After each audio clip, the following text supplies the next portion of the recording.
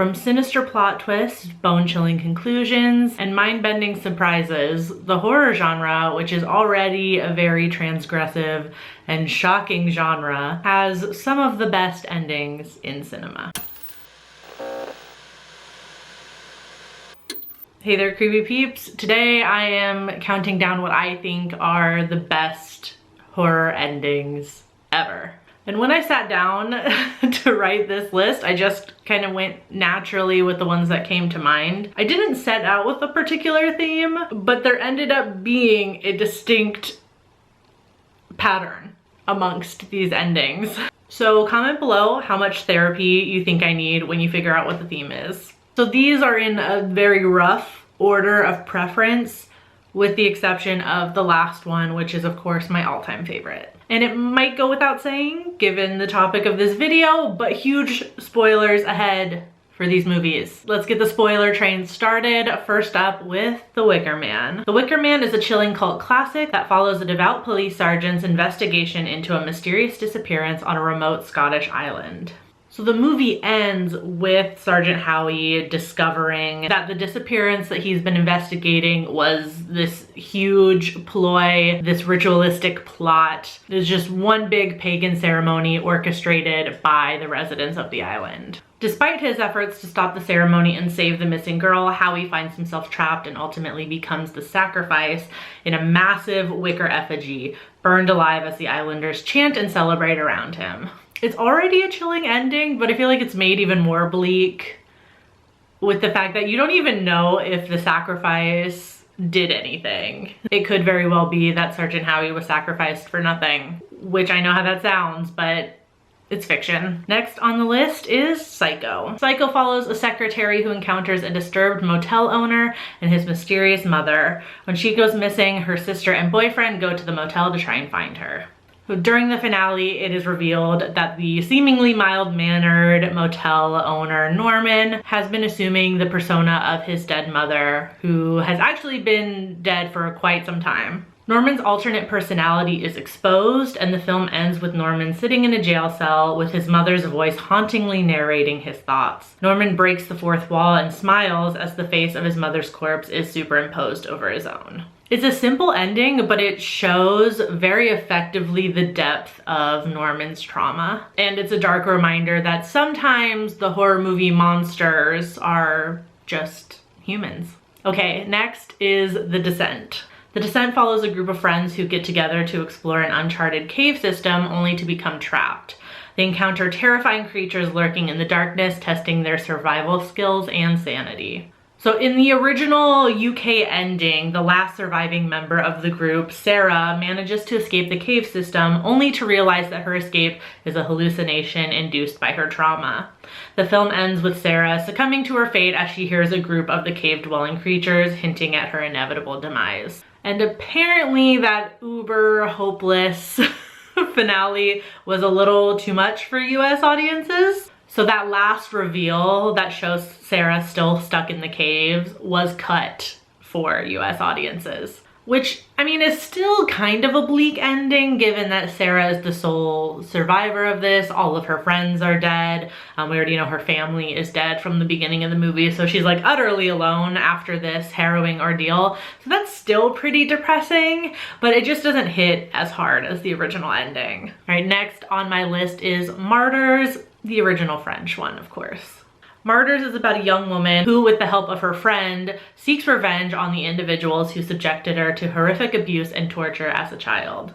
The friend in question ends up being our protagonist, Anna. So she discovers that the family her friend was hunting is a part of this secret society. And this society seeks to create martyrs through the extreme suffering of mostly women to try and unlock the mysteries of the afterlife.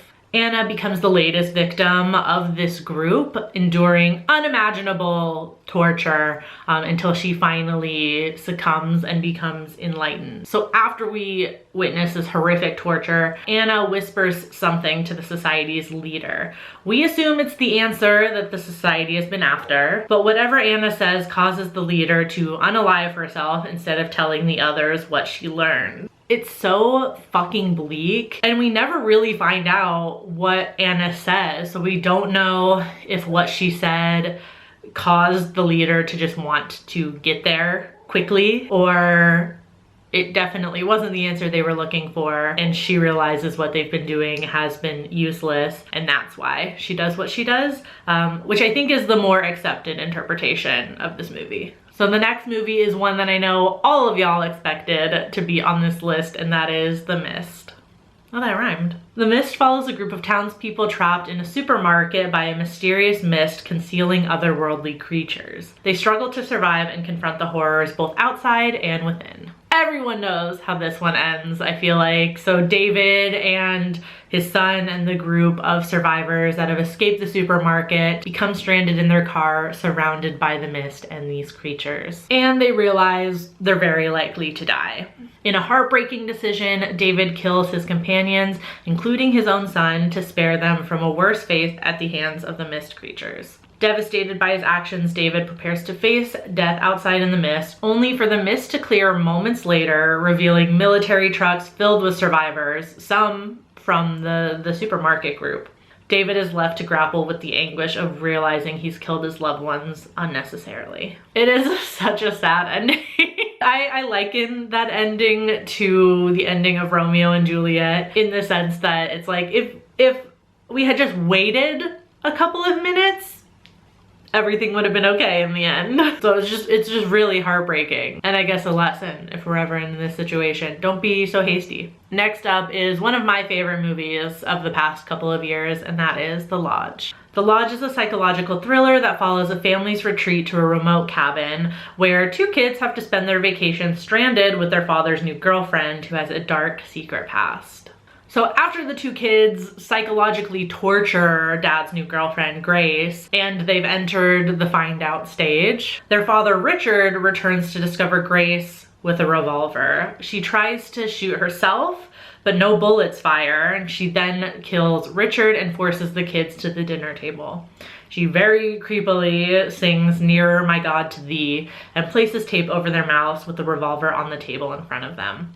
It is the most chilling ending, and I love it. It's the perfect blend of bleak, unsettling, and ambiguous. Like, we have an idea of what's about to happen, and not seeing it almost makes it worse than having to see it. This is one that, like, anytime I've told somebody to go watch this movie, I usually get an angry text by the time they finish the movie because of the ending. And I kind of don't blame them. After the first time I saw this movie, the world definitely looked a little darker. All right, next up is definitely one of the most jarring endings on this list, and that is Saint Maud. Saint Maud is a haunting psychological horror film that explores the descent into religious obsession and madness of a devoutly religious hospice nurse. So the movie ends with Maud going to the beach and dousing herself with gasoline, intending to set herself on fire. As she prepares this, she notices people looking on, and as she lights the match, we see what Maud is imagining to be happening. Her traumatized mind thinks that the crowd is watching her in awe as she is surrounded by light and grows angelic wings.